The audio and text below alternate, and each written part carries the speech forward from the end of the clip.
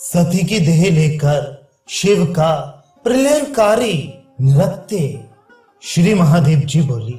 इस प्रकार स्तुति करने पर महादेवी ने देवताओं के विषाद और शिव की विकलता देखकर आकाश में उन्हें दर्शन दिया।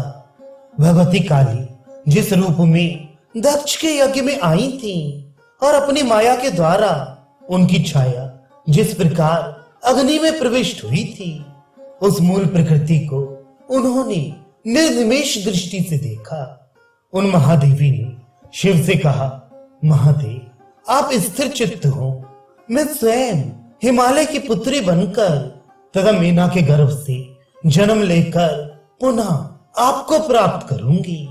यह मैं आपसे सत्य कहती हूँ। महेश्वर, मैंने आपका परित्याग कभी नहीं किया। आप ही मुझ महाकाली के हृदय स्थान और परम आश्रय हैं। इसी से आप जगत संहारक महाकाल कहे जाते हैं। आपने प्रभुता के अभिमान से मुझे कुछ कहा था, उसी अपराध के कारण मैं आपकी साक्षात पत्नी के रूप में कुछ समय तक नहीं रह सकूंगी। शिव, आप शांत चित्त हो जाएं।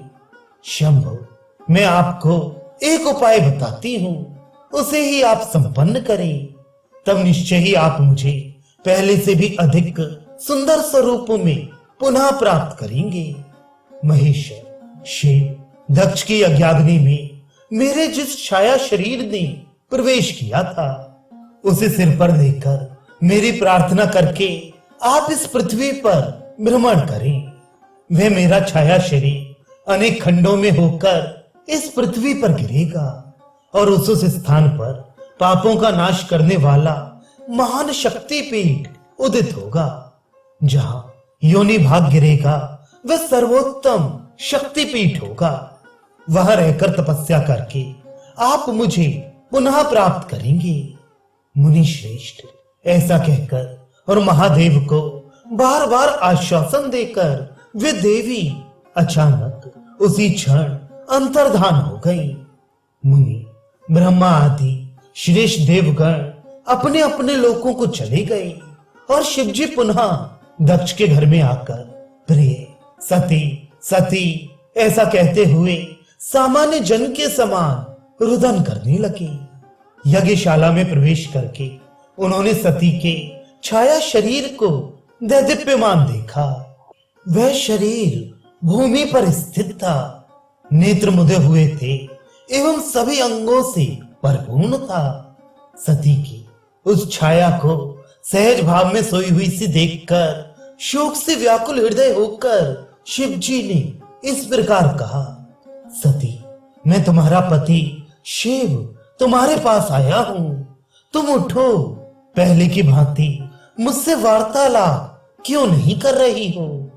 अपराधी मुझे एवं दक्ष को शोक के महासमुद्र में गिराकर अपनी माया से हमें मोहित करती हुई तुम स्वयं अंतर्धान हो गई हो। अब मैं अपनी एकमात्र तुझ प्राण प्रिया का कभी परित्याग नहीं करूंगा।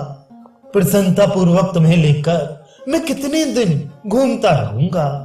मुनि, इस प्रकार साधारण मनुष्यों की भांति बहुधा विलाप करते हुए शिवजी ने अपनी भुजाओं से सती के छाया शरीर का आलिंगन करते हुए उसे सिर पर उठा लिया। शंकर जी सती के उस छाया शरीर को सिर पर रखकर अत्यंत प्रसन्नता पूर्वक धरती पर नाचने लगे।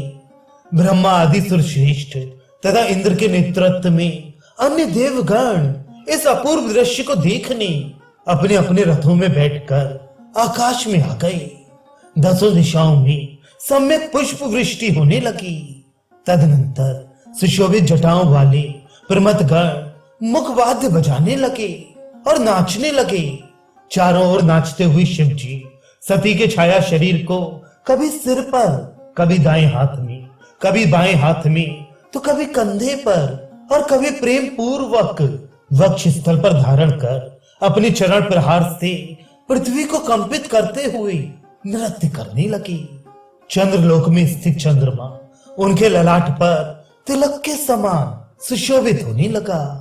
नक्षत्र मंडल दैदीप्यमान जटाओं में गुंथ गया और सूर्यलोक में स्थित भगवान भास्कर उनके कंठाभरण बन गए। महामुनि कच्छप और शेषनाग उनके चरणाघातों से पीड़ित होकर धरती छोड़ने को उद्यत हो गए। अत्यंत वेग पूर्वक नृत्य करने से प्रचंड वायु बहने लगी, जिसके कारण सुमेरु आदि बड़े बड़े पर्वत वृक्षों के समान कांपने लगे।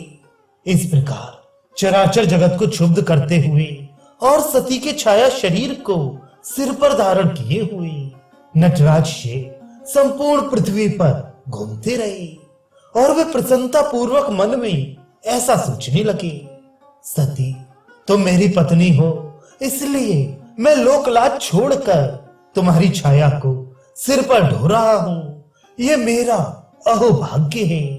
इस प्रकार अपने भाग्य की सराहना करते हुए शिव जी आनंद मग्न होकर पुनः पुनः नृत्य करने लगे।